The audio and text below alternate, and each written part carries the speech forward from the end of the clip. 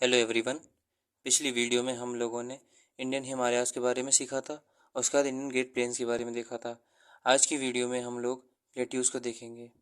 तो सबसे पहले प्लेट्यूज़ को देखने से पहले हमें ये पता होना चाहिए कि इंडियन मैप पे प्लेट्यू है कहाँ पर।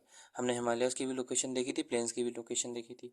तो अगर आपको प्लेट्यूज़ की लोकेशन देखनी है कि प्लेट्यूज़ हैं कहाँ, तो सबसे पहले ये देखते हैं कि प्लेट्यू रीजन इंडिया का शुरू कहाँ से होता है। तो हमें ये पता है, इस रीजन को हम लोग बोलते हैं कच्छ, इस रीजन को बोलते हैं खंबात।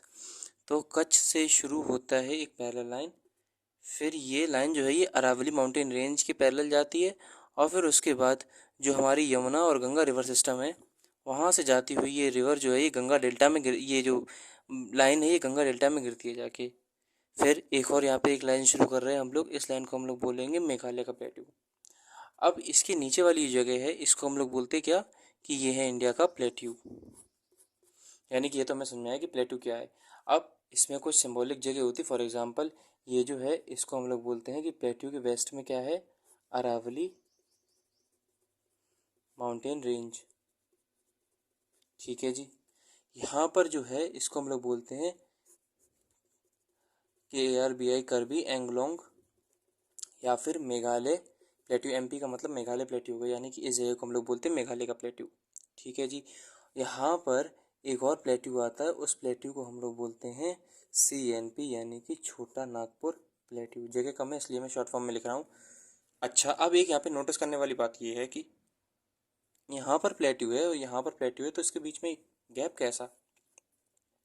तो पहले तो मैं इस गैप का नाम बता दूँ, ये जो गैप है इस गैप को हम लोग बोलते हैं Malda gap, MALDA Malda gap. अभी माल्डा गैप क्या होता है, माल्डा गैप इसको बोलते हैं या फिर इसको राजमहल गैप के नाम से भी जाना जाता है, गारो राजमहल गैप। अब ये क्या होता है पहले आप लोग ये समझो। देखो शुरुआत में पता क्या था, हमारा केवल केवल एक सिंगल स्ट्रिप थी प्लेट्यू की, लेकिन फिर क्या हुआ, यहाँ पर एक ज्योग्राफिकल फिनोमेना होता है। फिनोमेना का नाम हैवी है लेकिन मतलब बहुत आसान है, उसको हम लोग बोलते हैं जियोमॉर्फिक जियोमॉर्फिक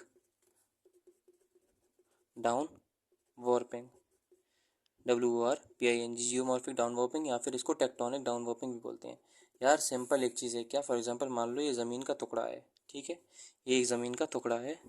अब ये टुकड़ा क्या करता है, ये जो टुकड़ा है इतना पार्ट, इसके पार्ट 1 पार्ट 2 पार्ट 3, पार्ट 1 और 3 अपनी जगह पे रहते हैं, लेकिन पार्ट जो 2 है वो अपनी जगह से क्या हो जाता है, धस जाता है थोड़ा सा। अब अगर ये धस गया है, नीचे को आ गया ये पार्ट 2, तो फिर क्या हुआ, यहाँ पर गड्ढा बन गया। तो सिमिलरली यही था, जो माल्डा गैप जो था ये जगह ज़मीन में धस गई थी, पहले ये पूरा एक ही जगह थी लेकिन माल्डा गैप क्या हुआ, ज़मीन में धस गया। जब धस गया तो फिर यहाँ पे क्या हुआ, गड्ढा हो गया। तो धसने को ही तो हम लोग क्या कहेंगे, जियोमॉर्फिक डाउन वॉर्पिंग हो गई, यानी कि क्या हुआ, ज़मीन नीचे को धस गई। इतनी ज़मीन नीचे को अगर धस गई तो फिर क्या होगा, यहाँ पर एक गड्ढा बन गया। और हमें ये भी पता है कि यहाँ से हमारी गंगा रिवर और ब्रह्मपुत्र रिवर आती, तो गंगा रिवर और ब्रह्मपुत्र रिवर के जो सेडिमेंट्स थे उसने इस जगह को ऐसे ऐसे धीरे धीरे करके जो धस गई थी उसको पूरा वापस भर दिया। ठीक है, तो हमें ये समझ में आ गया कि माल्डा गैप किसे कहते हैं, कैसे बना। अब ज़रा देखते हैं कि लिखा क्या है। तो हम लोग का ये लिखा है कि अगर आपको पेनिनसुला ये ब्लॉक की नदर बाउंड्री को देखना है तो ये कैसे चलता है, run of Kutch, run of Kutch से चल के फिर ये अरावली, जो जो लिखा है वही मैं पढ़ रहा हूँ, अरावली। फिर ये पैरेलल चलता है किसके, यमुना एंड गंगा, यमुना गंगा के पैरेलल जाते हुए यहाँ पर एक हिल आती है, उस हिल को हम लोग बोलते हैं राजमहल हिल। यहाँ पर एक हिल है, इसी हिल को हम लोग क्या बोलेंगे, राजमहल हिल। RH लिख दे रहा हूँ मैं। यहाँ पे एक हिल है, यानी कि राजमहल और गंगा है डेल्टा तक हमारी पैरेलल लाइन चलती है, यानी कि रन ऑफ कच्छ, उसके अरावली, फिर पैरेलल टू गंगा यमुना, गंगा यमुना के बाद राजमहल हिल और गंगा डेल्टा। ठीक है जी। अब इसका एक्सटेंट क्या है, तो हमारा एक्सटेंट इसका मतलब ये फैला कितनी जगह में, तो हमारे वेस्ट में राजस्थान और ईस्ट में कार्बी आंगलोंग, ये जगह का नाम है, प्लेट्यू का नाम है कार्बी आंगलोंग या फिर मेघालय प्लेट्यू तक, इतने पूरे में हमारा ये प्लेट्यू फैला हुआ है। सेपरेशन क्या है इसकी, तो सेपरेशन मैं बता चुका हूँ। माल्डा गैप, कैसे माल्डा गैप का फॉर्मेशन हुआ था, तो यहाँ की जो ज़मीन थी वो सबसाइड कर गई थी, धस गई थी, डाउन वॉपिंग हो गई थी, उसी को हम लोग क्या बोलेंगे, माल्डा गैप बोलेंगे। जिसको बाद में भरा किसने, तो माल्डा गैप को भरा बाद में गंगा और ब्रह्मपुत्र रिवर के सेडिमेंट्स ने। कंपोजिशन ये बना किससे, तो फिर एंशिएंट जेनेसिस या फिर ग्रेनाइट या फिर इग्नियस रॉक से हमारा ये प्लेट्यू फॉर्म है। तो फिर हमने ये भी देख लिया कि इसकी नदर बाउंड्री क्या थी, एक्सटेंड क्या है, सेपरेशन क्या है, सेपरेशन बना कैसे, सेपरेशन फिर भरा कैसे, और इसका कंपोजिशन क्या है, ये हमने सारी चीज़ें देख ली। हमने मैप पे इंडिया का मैप मैंने बनाया, और मैप पे बनाने के बाद मैंने, अच्छा अगर हम लोग फटाफट रिवाइज करें तो हम लोगों ने देखा था सबसे ऊपर हमारा आएगा ट्रांस हिमालय, जैसे हम लोग बोलेंगे कराकोरम, फिर लद्दाख, फिर जास्कर, फिर इधर कैलाश रेंज, उसके बाद फिर ग्रेट हिमालयाज आएगा, ग्रेट हिमालय के नीचे फिर पीर पंजाल, धौलाधर, इसको हम लोग क्या बोलते हैं, या फिर महाभारत रेंज, इसको हम लोग क्या बोल रहे थे, पीर पंजाल के बाद Himachal range, sorry Himachal range, उसके बाद नीचे क्या आएगी हमारी शिवालिक रेंज, उसके बाद फिर ये हमारा क्या आ जाएगा यहाँ से, इसको हम लोग बोल रहे थे great Indian plains, great Indian plains के नीचे फिर क्या आ जाएंगे हमारे प्लेट्यूज, जिसको हम लोग देख रहे हैं इधर अरावली, अरावली का छोटा नागपुर, राजमहल हिल, माल्टा गैप, कार्बी आंगलोंग या फिर मेघालय प्लेट्यू, ये हमें समझ में आ गया। हमने उसके फीचर भी देखे। अब अगर सवाल ये आता है कि क्या पेनिनसुलर ब्लॉक जो है हमारे ये स्टेबल है, तो बिल्कुल ही स्टेबल है, लेकिन इसमें कुछ एक्सेप्शन है। फॉर एग्जांपल क्या एक्सेप्शन है, ये पूरी जगह स्टेबल है, लेकिन इसमें एक एक्सेप्शन ये है कि ये जो वेस्टर्न कोस्ट है हमारी, ये सबमर्ज हो गई थी। मतलब अभी जितनी जो हमारी वेस्टर्न कोस्ट है, शुरुआत में ये और भी थी, शुरुआत में ये और ज़्यादा फैली थी, लेकिन क्या हुआ, समय के साथ टेक्टोनिक एक्टिविटी हुई। फॉर एग्जांपल ये जो इतनी थी, ये क्या हुआ, आधी बीच से ऐसे टूट के ऐसे टूट गई। ये और भी थी प्लेट, लेकिन यहाँ क्या हुआ, ये ज़मीन जो थी वो और भी थी, लेकिन आधी से ज़्यादा ज़मीन क्या हो गई, सबमर्ज हो गई। सबमर्ज हो गई तो यहाँ पे क्या हुआ, यहाँ के जो हार्बर है वो कैसे हैं, ऑटोमेटिकली गहरे हो गई। तो ठीक है, ये हमें समझ में आया क्या, कि ये जो जगह है ये कैसी है, सबमर्ज थी, यहाँ पे टेक्टोनिक एक्टिविटी हुई थी। अगला क्या टेक्टोनिक चेंज हुआ है, जिससे यहाँ पे हमारी रिफ्ट वैली, अच्छा ये हमें पता है कि यहाँ पर हमारी नर्मदा वैली है, यहाँ पे हमारी क्या सतपुरा है, सॉरी विंध्या है, ये विंध्या रेंज है, ये सतपुरा रेंज है। विंध्या और सतपुरा क्या है, ये रिफ्ट वैली फॉर्मेशन हुआ था। रिफ्ट वैली क्या होता है, ये हम लोग फिजिकल ज्योग्राफी में देखेंगे, रिफ्ट वैली बनती कैसे, ब्लॉक माउंटेन कैसे बनते हैं। अभी आप ये समझ लो केवल और केवल क्या, कि ये ज़मीन के तीन ये हैं, ये ज़मीन के टुकड़े नीचे चले गए, तो ये क्या हुआ ऑटोमेटिकली, ये जो बीच वाला था ये अपने आप ही ऊपर आ गया। ये ऊपर आया नहीं, बल्कि ये साइड वाले थे ये नीचे चले गए, तो ये क्या बन गया, अपने आप अपलिफ्टेड जगह बन गई। ये कैसी हो गई, अपलिफ्टेड जगह हो गई, अपलिफ्टेड लैंडफॉर्म हो गया। अब ये जो अपलिफ्टेड लैंडफॉर्म है, यही हमारा क्या है, विंध्या या फिर सतपुरा, इसी को हम लोग क्या बोलते हैं, ब्लॉक माउंटेन बोलते हैं। तो ये क्या इसका एक्सेप्शन है क्या, कि ये वेस्टर्न जगह जो थी, ये वेस्टर्न कोस्ट हमारी सबमर्ज हो चुकी थी, और यहाँ पे क्या है, ब्लॉक माउंटेन का फॉर्म हुआ है या फिर रिफ्ट वैली का फॉर्म हुआ है। फॉर एग्जाम्पल नर्मदा तापी जो है वो इसी रिफ्ट वैली में से फ्लो करती हैं हमारी। अच्छा जी, अगला रेसिड्यू माउंटेन। अभी रेसिड्यू माउंटेन क्या होता है, रेसिड्यू का मतलब क्या होता है, बचा हुआ, जिसे हम लोग केमिस्ट्री की लैंग्वेज में क्या बोलते हैं, प्रेसिपिटेट। तो रेसिड्यू का मतलब क्या है, बचा हुआ। अरावली जो था वो पुराने ज़माने पर एक फोल्ड माउंटेन हुआ करता था। अरावली जो है वो दुनिया के सबसे पुराने पहाड़ों में से, दुनिया के सबसे ओल्डेस्ट माउंटेन में से एक माउंटेन है, जो कि फोल्ड माउंटेन हुआ करता था। अब क्या है, वो धीरे धीरे इरोड हो रहा है, धीरे धीरे डेन्यूड हो रहा है, धीरे धीरे उसका इरोजन हो रहा है। क्यों हो रहा है, क्योंकि वेदरिंग की कंडी, अभी वेदरिंग क्या होता है इसको भी हम लोग फिजिकल ज्योग्राफी में देखेंगे। तो अरावली क्या हो रहा है, धीरे धीरे खत्म हो रहा है, तो ये रेसिड्यू माउंटेन है। एग्जाम्पल क्या है इसका, वेलिकोंडा, पालकोंडा, नल्ला मल्ला, अरावलीज, जवाड़ी और महेंद्रगिरी। अब याद कैसे करोगे, तो VPN AJM, VPN AJM, VPN तो हम लोग जानते ही हैं, और फिर AJM, यानी कि वेलिकोंडा, पालकोंडा, नल्ला मल्ला, अरावलीज, जवाड़ी और महेंद्रगिरी, ये कौन से रेसिड्यू माउंटेन्स हैं। अब यहाँ पे जो रिवर वैलीज हैं वो कैसे हैं, सैलो हैं, सैलो मतलब कम गहरी हैं, और इनकी जो स्लोप है, यानी कि इनका जो ग्रेडियंट है या फिर स्लोप जो है वो कैसी है, लो है। अब स्लोप क्या होता है, देखो एक ये पहाड़ है, एक ये पहाड़ है, इसके बीच में क्या बन गई, वैली बन गई, यानी कि स्लोप जो है वो कैसी है, कम है। बदले में अगर मैं ये पहाड़ बनाऊँ और ये पहाड़ बनाऊँ, तो इनकी स्लोप कैसी है, बहुत ज़्यादा है। तो ये जो हमारे पेनिनसुलर माउंटेन्स हैं, इनकी स्लोप कैसी है, बहुत कम है। अच्छा, स्लोप ज़्यादा कहाँ के माउंटेन्स की है, तो हिमालय माउंटेन जो है उनकी स्लोप कैसी है, बहुत ज़्यादा है। इनका कैसा, हिमालयन माउंटेन की कैसी है, हाई ग्रेडियंट है। जिसमें से एक हम लोगों ने माउंटेन पढ़ा था जब हम लोग लद्दाख रेंज को देख रहे थे, उसका नाम क्या था, माउंट राकापोशी। अब राकापोशी की क्या खासियत थी, तो ये स्टीपेस्ट माउंटेन था वर्ल्ड का, जो कि लद्दाख रेंज का हाईएस्ट माउंटेन था। ठीक है जी, हमारा रिवाइज भी हो गया। तो अभी तक हमने ये देखा कि इंडिया के मैप पे हमारा पेनिनसुला कहाँ से शुरू होता है, किसके पैरेलल जाता है, फिर कहाँ तक जाता है, फिर एक बीच में गैप कैसे बनता है, उस गैप का नाम क्या होता है, फिर यहाँ पे उसका एक्सटेंशन क्या होता है, उसके एक्सटेंशन को हम लोग कार्बी एंगलोंग या फिर मेघालय प्लेटू कहते हैं। फिर हम लोगों ने ये भी देखा कि ये गैप बना कैसे, उसका फिर हमने ये देखा कि ये स्टेबल जगह है या फिर इसमें कोई एक्सेप्शन भी है। उसका फिर हमने ये देखा कि रेसिड्यू माउंटेन कौन कौन से हैं, शैलो रिवर वैली यानी कि लो ग्रेडियंट का मतलब क्या होता है, और इसकी स्लोप। अब स्लोप क्या होता है, स्लोप का मतलब कुछ नहीं होता है। फॉर एग्जांपल अगर इंडिया का आप टॉप व्यू लोगे, मतलब अगर आप ऊपर से देखोगे अंतरिक्ष से, तो इंडिया आपको ऐसी लगेगी। लेकिन अगर आप इंडिया का साइड व्यू देखोगे प्लेट्यू वाला, तो ऐसा हम लोग कुछ लगेगा कि जो वेस्टर्न कोस्ट है इंडिया की, ये वाली कोस्ट है, ये थोड़ी उठी हुई है, और जो ईस्टर्न वाली कोस्ट है ये कैसी है, थोड़ी सी लो है। यानी कि स्लोप कैसी है, इस तरह से स्लोप है। इंडिया को अगर आप साइड से देखोगे तो आपको ऐसा दिखेगा। तो नदियाँ भी हमारी कैसी बहेंगी, ऐसी बहेंगी, कहाँ से, वेस्ट टू ईस्ट, जो कि मोस्ट ऑफ द रिवर बहती हैं। फॉर एग्जांपल कृष्णा हो गया, कावेरी हो गया, ये सारी नदियाँ कैसी हैं, गोदावरी है, ये नदियों की ऐसी स्लोप है उधर को जाती है। जबकि हमें ये भी पता है कि कुछ नदियों की स्लोप हमारी अरेबियन सी में गिरती है। फॉर एग्जांपल नर्मदा हो गई, तापी हो गई, साबरमती हो गई, कई सारी नदियाँ हैं। वो जो हम लोग ड्रेनेज चैप्टर देखेंगे, ये आराम से मैं ट्रैक कर बताऊँगा कि ईस्ट में कौन सी गिरती हैं, वेस्ट में कौन सी गिरती हैं, इधर बहुत सारी नदियाँ आ जाती हैं। और इधर भी बहुत सारी नदियाँ, फॉर एग्जांपल इधर आ जाएगी हमारी महानदी होती है, या फिर सुवर्णरेखा हो गई, दामोदर हो गई, गंगा हो गई, ये सारी नदियाँ इधर गिरती हैं आके। और कावेरी हो गई, और कई सारी नदियाँ इधर गिरती हैं आके, जैसे नर्मदा हो गई, नर्मदा हो गई हमारी, तापी हो गई, और फिर क्या कहते हैं हम लोग, साबरमती नदी हो गई, लूनी नदी हो गई, ये सारी किधर गिरती हैं आके, माही रिवर हो गई, ये अरेबियन सी में गिरती है। वो ड्रेनेज चैप्टर में हम लोग देखेंगे। अच्छा, ये हम लोग ने यहाँ तक देख लिया।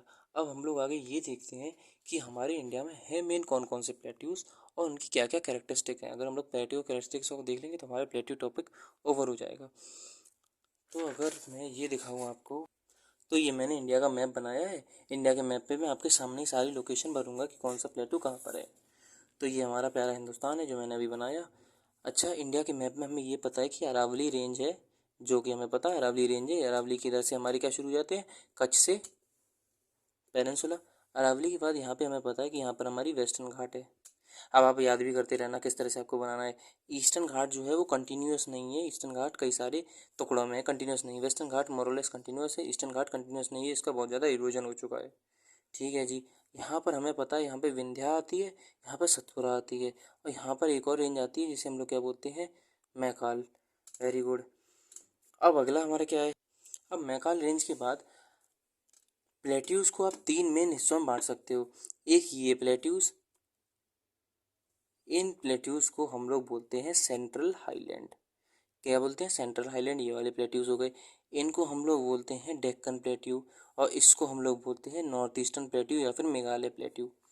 तो जरा मैं अगर आपको मोर अच्छा इसमें भी अगर डिटेल में बताऊँ, फॉर सारे कई सारे होते हैं प्लेट्यूज।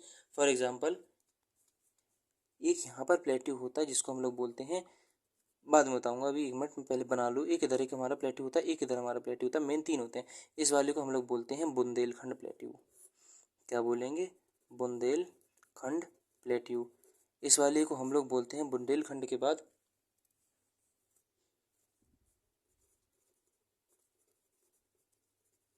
बघेलखंड प्लेट्यू, और इस वाले को हम लोग बोलते हैं मालवा प्लेट्यू। और जब इस तीनों को आप मिला दोगे तो उसको क्या बोलेंगे, सेंट्रल हाईलैंड। सिमिलरली यहाँ पर एक हमारा प्लेट्यू आता है, उसको हम लोग बोलते हैं डेक्कन प्लेट्यू। डेक्कन प्लेट्यू के नीचे एक प्लेट्यू पड़ता है, उसे हम लोग बोलते हैं कर्नाटक प्लेट्यू। ये हमारा होता है डेक्कन प्लेट्यू, ये से हमारा होता है कर्नाटक प्लेट्यू। डेक्कन प्लेट्यू के बगल में एक और प्लेट्यू होता है जिसको हम लोग बोलते हैं Dandakaranya plateau. DANDKAR KARANY,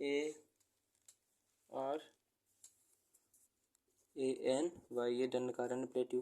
Dandakaranya plateau के नीचे एक और प्लेट्यू पड़ता है जिसको हम लोग बोलते हैं तेलंगाना प्लेट्यू, TELEN। अब यहाँ पर एक one of the most important plateau आता है जिसको हम लोग बोलते हैं CNP यानी कि छोटा नागपुर प्लेट्यू। और फिर यहाँ पर एक हमारा प्लेट्यू आता है जिसको हम लोग बोलते हैं शिलोंग को प्लेट्यू, शिलोंग प्लेट्यू। अब ये तो हमारा मोरलेस कैटेगराइजेशन हो गया। अगर इस अब पता है क्या होता है, कई सारी किताबों में स्पेसिफिकली एक एक प्लेट्यू के बारे में गिवन है। फॉर एग्जांपल बुंदेलखंड की कोई स्पेसिफिकेशन होगी, बघेलखंड की होगी, मालवा की होगी, डेक्कन प्लेट्यू की होगी, कर्नाटक की होगी, तेलंगाना की होगी। कुछ किताबों में क्या होता है, इन तीनों को एक कलेक्टिवली नाम दे दिया जाता है। इसको बोल दिया जाता है सेंट्रल हाईलैंड, इसको बोल दिया जाता है डेक्कन प्लेट्यू, इसको बोल दिया जाता है छोटा नागपुर, और इसको बोल दिया जाता है नॉर्थ ईस्टर्न प्लेट्यू या फिर शिलोंग का प्लेट्यू। तो आप चाहे इन तीनों को एक ग्रुप में रख लो, यानी कि एक ग्रुप फिर एक ग्रुप फिर एक ग्रुप एक ग्रुप, चार ग्रुप में देख लो, या फिर इन सबको अलग अलग। तो मैंने ऐसे किया है कि मैंने पहले डेक्कन प्लेट्यू यानी कि ये सारे कवर कर दिए, फिर सेंट्रल हाईलैंड कर दिए, फिर नॉर्थ ईस्टर्न कर दिए। सवाल वैसे इसी से आएगा, लेकिन फिर भी मैं आपको स्पेसिफिकली एक एक क्या पॉइंट है वो बता दूंगा। तो जब हम लोग डेक्कन प्लेट्यू की बात करते हैं यानी कि इसकी बात करते हैं, तो इसमें क्या है, तो डेक्कन प्लेट्यू के देखो आप नैप के हिसाब से चलना कि इसके वेस्ट में क्या है, तो इसके वेस्ट में है वेस्टर्न घाट। ईस्ट में क्या है, तो इसके ईस्ट में है ईस्टर्न घाट, हमें पता है ये ईस्टर्न घाट है, ये वेस्टर्न घाट है। और इसके नॉर्थ में क्या है, तो इसके नॉर्थ में सतपुरा, ये विंध्या है, ये सतपुरा है। तो इसके नॉर्थ में सतपुरा, यहाँ पे हमारी इसको हम लोग क्या बोले थे, इसको हम लोग बोल रहे थे मैकाल बोस, हाँ मैकाल रेंज। और यहाँ पे हमारी क्या है, एक महादेव हिल है। तो ये इसकी क्या थी, लोकेशन। तो ये हमारा क्या होगा, यहाँ पे हमारी, तो ये हमने देख लिया कि इधर हमारी वेस्टर्न घाट, फिर इधर हमारी ईस्टर्न घाट, फिर ये हमारी मैकाल, मैकाल के बगल में महादेव, और फिर ये हमारा क्या है, इसको हम लोग बोलते हैं सतपुरा। तो सतपुरा महादेव, मैकाल, वेस्टर्न घाट, ईस्टर्न घाट, ये हमारा क्या हो गया, लोकेशन हो गया वेस्टर्न, सॉरी डेक्कन प्लेट्यू का। अच्छा, इसमें सब डिवीजन क्या होगी, सतपुरा रेंज है पता है हमें, महाराष्ट्र प्लेट्यू ये भी पता है, कर्नाटक प्लेट्यू भी पता है, धारवाड़ और तमिलनाडु ये हमें सारी चीज़ें पता है कि धारवाड़ भी है, दंडकारण्य भी है, तेलंगाना भी है, सॉरी तेलंगाना इधर लिखा है, मैंने तमिलनाडु बोल दी गलती से, Telangana plateau, Karnataka plateau, Deccan plateau, ये सारी चीज़ें मिलकर क्या बनाती हैं, डेक्कन प्लेट्यू बनाती हैं। इसके ऊपर क्या है, सतपुड़ा, इधर क्या है हमारा वेस्टर्न घाट, इधर क्या है हमारा ईस्टर्न घाट, इधर क्या है हमारा, इसको हम लोग बोलते हैं मैकाल रेंज, और मैकाल रेंज के बगल में क्या है, महादेव हिल। ये हमारा हो गया कवर डेक्कन प्लेट्यू। अब डेक्कन प्लेट्यू से ऊपर चलोगे तो हमारा क्या पड़ता है, उसे हम लोग बोलते हैं सेंट्रल हाईलैंड। अब सेंट्रल हाईलैंड की जरा लोकेशन देखें तो इसके वेस्ट में क्या होगा, अरावली रेंज पता है हमें, साउथ में क्या होगा, विंध्या, ये भी हमें पता है, और ईस्ट में क्या है, राजमहल हिल। अब राजमहल हिल कहाँ है, तो राजमहल हिल यही तो है हमारी राजमहल हिल, जो हम लोगों ने पहले देखा था कि ये हमारी राजमहल हिल है। और राजमहल हिल के बगल में क्या है हमारा, माल्डा गैप, जो कैसे फॉर्म हुआ था, टेक्टोनिक डाउन वॉपिंग, यानी कि यहाँ की ज़मीन धंस गई थी, नीचे बैठ गई थी। क्यों बैठी थी वो बाद में बताएंगे। तो ये हमारा क्या है, ये हमारा हो गया क्या, जिसको हम लोग बोलते हैं राजमहल हिल, और ये हमारी क्या होगी, अरावली, ये हमारी क्या होगी, विंध्या, इनके बीच में क्या है, सेंट्रल हाईलैंड। अच्छा, अब इनकी हाइट कितनी है सेंट्रल हाईलैंड की, तो तकरीबन 700 से 1 किलोमीटर के बीच की हाइट है। उनकी स्लोप क्या है, नॉर्थ की तरफ उनकी स्लोप है। प्लेट्यूज इसमें कौन कौन से हो गए, तो बुंदेलखंड का प्लेट्यू है, बघेलखंड का प्लेट्यू है, और मालवा का प्लेट्यू। बुंदेलखंड, बघेलखंड, मालवा, और मालवा के प्लेट्यू को पहले खानदेश के नाम से भी जाना जाता था। अब इसमें रिवर्स कौन कौन सी आती हैं, तो इसमें रिवर चंबल, सिंध, बेतवा, केन और बनास रिवर आती हैं। दो तीन बातें हैं, एक इसमें ट्राइब्स का कंटेक्स्ट भी आएगा, दूसरा इसमें रिवर का कंटेक्स्ट भी आएगा। तो जितनी अभी इंपॉर्टेंट रिवर है वो बताता जा रहा हूँ। इसमें ट्राइब्स हो गए, वाइल्ड लाइफ सेंचुरी हो गई, और फिर क्या कहते हैं, वाइल्ड लाइफ सेंचुरी हो गया, नेशनल पार्क हो गया, या फिर बायोस्फीयर रिजर्व वगैरह वाला हो गया, तो उसको हम लोग अभी सेपरेटली कवर करेंगे, क्योंकि इसमें अगर मिक्स कर देते तो बहुत ज़्यादा डाटा ओवरफ्लो हो जाता है, इसलिए याद करने में दिक्कत होती है, इसलिए मैंने जानबूझ के उस टॉपिक को बात के लिए छोड़ा है। जब वो वाला हम लोग वाइल्ड लाइफ सेंचुरी या फिर ट्राइब्स वगैरह वाला करेंगे तो उसमें हम प्लेट्यू को वापस एक बार रिपीट कर देंगे। तो बहरहाल ये हमें समझ में आएगा कि अगर हमसे कोई पूछे कि डेक्कन प्लेट्यू क्या होता है, तो हम लोग बोल देंगे कि नॉर्थ में हमारा सतपुरा है, इधर हमारा वेस्टर्न घाट है, इधर हमारा ईस्टर्न घाट है, इधर हमारा मैकाल रेंज है, इधर हमारा महादेव माउंटेन है। जब हमसे कोई सेंट्रल हाईलैंड की बात पूछेगा तो हम लोग इधर बोल देंगे इधर अरावली है, नीचे हमारा विंध्या है, और साइड में हमारा राजमहल हिल है, इसमें हमारा बुंदेलखंड, बघेलखंड और मालवा आता है। आप याद कैसे करोगे, तो MBBS, MBBS होते हैं ना डॉक्टर, तो MBBS यानी कि मालवा, बुंदेलखंड, बघेलखंड, और ऐसे शिलोंग, MBBS। नीचे वाले तो आप याद कर लोगे कैसे, DD, Deccan, Dandakaranya, DD KT, DD KT, DD KT, और छोटा नागपुर एक बचा ये, यानी कि MBBS, DD KT और छोटा नागपुर। ठीक है भाई। अब अगर आपसे केवल हो कि अब इसमें रिवर्स हमने देख ली, चंबल हो गई, सिंधु हो गई, बेतवा हो गई। जब नॉर्थ ईस्ट की बात करोगे तो नॉर्थ ईस्ट वाला हम पहले ही देख चुके क्या कि इसका कंटिन्यूएशन था, लेकिन बीच में माल्डा गैप बन गया। कैसे बन गया, डाउन वॉपिंग से बन गया। यहाँ पे क्या बन गया हमारा, शिलोंग प्लेट्यू। शिलोंग प्लेट्यू है हमारा, इसी को हम लोग और क्या बोलते हैं, कार्बी आंगलोंग प्लेट्यू बोलते हैं। सब डिवीजन क्या है इसकी, तो सब डिवीजन इसकी है गारो, खासी, जैंतिया। ये 3 पहाड़ियों के नाम है जो कि नॉर्थ ईस्ट में पाई जाती हैं, गारो, खासी, जैंतिया। और इसमें रिच, इसमें कौन कौन से मिलते हैं मिनरल शिलोंग प्लेट्यू में, तो इसमें जो मिनरल मिलते हैं वो हो गए कोल, लाइमस्टोन, यूरेनियम। सबसे ज़्यादा बारिश कहाँ होती है, सबसे ज़्यादा बारिश इंडिया दुनिया में यहीं होती है, जिसको हम लोग बोलते हैं चेरापूंजी या फिर मैसेनराम। और यहाँ पर एक प्रीवियस ईयर भी है UPSC का, जिसे मैंने लिख दिया है क्या कि नोकरेक बायोस्फीयर रिजर्व, जो कि गारो हिल में है, मेघालय में, वो यहीं पर है हमारा नोकरेक बायोस्फीयर रिजर्व। यहाँ पे शिलोंग प्लेट्यू या फिर मेघालय में। और माल्डा गैप तो मैंने बता ही दिया कि ये राजमहल हिल और मेघालय प्लेट्यू दोनों के बीच में हमारा क्या है, ये हमारा माल्डा गैप है, जो कि राजमहल हिल और मेघालय प्लेट्यू दोनों के बीच में है। अब ये यहाँ तक हमें सब सही समझ में आ गई, कोई हमसे कुछ भी पूछेगा तो मैं बता दूंगा। चला स्पेसिफिक कुछ बातें हैं वो मैं लिखवा दूँ इधर। फॉर एग्जांपल जब हमसे कोई शिलोंग प्लेट्यू के बारे में बात करेगा तो इसकी हाईएस्ट पीक कौन सी होती है, HP का मतलब हो गया हाईएस्ट पीक, तो इसकी हाईएस्ट पीक होती है शिलोंग पीक। ठीक है जी, हमें समझ में आ गया। इसमें कौन कौन से मिनरल मिलते हैं, तो मिनरल पहले ही बता चुका हूँ। फॉर एग्जांपल लाइमस्टोन हो गया हमारा, यूरेनियम हो गया हमारा, यूरेनियम के बाद हमारा कोल हो गया, ये सारे मिनरल यहाँ पे मिलते हैं। अच्छा, यहाँ पे कोल निकालने की एक टेक्निक होती है, उसे हम लोग बोलते हैं रेड होल माइनिंग। अब ये रेड होल माइनिंग क्या होती है, रेड होल माइनिंग एक इलीगल एक्टिविटी है, जिसमें क्या होता है, जैसे चूहा अपना बिल बनाता है वैसे इंसान छोटे छोटे गड्ढे खोद लेते हैं पहाड़ों में, छोटी छोटी सुरंगें, जिसमें केवल इंसान एकदम रेंग रेंग के चला जाता है, और फिर वो क्या करता है, इलीगली वहाँ से कोयला निकालता रहता है, उसकी स्मगलिंग वगैरह करता है। तो ये रेड होल माइनिंग कैसी है, सॉरी इलीगल है, जो कि कहाँ पे होती है, शिलोंग प्लेट्यू में होती है। और क्या होता है, इसके हाईएस्ट पीक शिलोंग पीक ठीक है, इसमें लाइमस्टोन वगैरह निकाला जाता है। शिलोंग जो होती है इसमें सबसे ज़्यादा बारिश होती है दुनिया में, जिसे हम लोग क्या बोलते हैं, मौसिनराम बोलते हैं या फिर चेरापूंजी बोलते हैं। दुनिया की सबसे ज़्यादा बारिश भी यहीं होती है। ये हमने देख लिया शिलोंग प्लेट्यू के कंटेक्स्ट में। अगर आपको और इसमें देखनी है तो छोटा नागपुर प्लेट्यू हमारा इंपॉर्टेंट बन जाता है, दंडकारण्य इतना इंपॉर्टेंट नहीं है। फिर हम लोगों को रिसर्च नहीं करनी, हम लोगों को केवल केवल एनालाइज ये करना है कि किससे सवाल आने की ज़्यादा प्रोबेबिलिटी, उस पर ज़्यादा ध्यान देना है। छोटा नागपुर प्लेट्यू की बात करोगे तो छोटा नागपुर प्लेट्यू जो है वो हमारा कोल के लिए फेमस होता है। छोटा नागपुर प्लेट्यू कहाँ का मिलता है, तो ये वेस्ट बंगाल में मिलता है, छत्तीसगढ़ में मिलता है हम लोगों को, और फिर झारखंड में मिलता है। वेस्ट बंगाल में भी स्पेसिफिकली पूर्णिया में मिलता है, ठीक है। यानी कि वेस्ट बंगाल हो गया, छत्तीसगढ़ हो गया, झारखंड हो गया, इसमें कोल मिलता है। और हमें छोटा नागपुर प्लेट्यू के बारे में ये जानना है कि छोटा नागपुर प्लेट्यू में जो रिवर का सिस्टम है उसको हम लोग बोलते हैं radial, RADIAL, radial drainage system. अब ये रेडियल ड्रेनेज सिस्टम क्या होता है? रेडियल ड्रेनेज सिस्टम ये होता है, फॉर एग्जांपल हम लोग ऐसे वोल्केनो को देखते हैं तो वोल्केनो में क्या होता है, यहाँ से इरप्शन होता है तो चारों तरफ हर एक डायरेक्शन में उसका लावा फैलता है। वैसे ही क्या होता है, एक हायर पीक होगी, जो रिवर होती है या फिर उसकी ट्रिब्यूटरी होती है, वो एक सेंट्रल जगह से चारों तरफ उसका ऐसे पानी फैलता है नदी का, जैसे एक तरह वोल्केनो का इरप्शन होता है वैसे। तो इस तरह के पानी के पैटर्न को हम लोग रेडियल ड्रेनेज सिस्टम बोलते हैं। अच्छा, कई सारे तरह के ड्रेनेज सिस्टम होते हैं, फॉर एग्जांपल रेडियल हो गया या फिर एंगुलर हो गया। जितने भी ये जितने भी ड्रेनेज सिस्टम है, ये हम लोगों का जो अगला चैप्टर है ड्रेनेज, उसमें देखेंगे।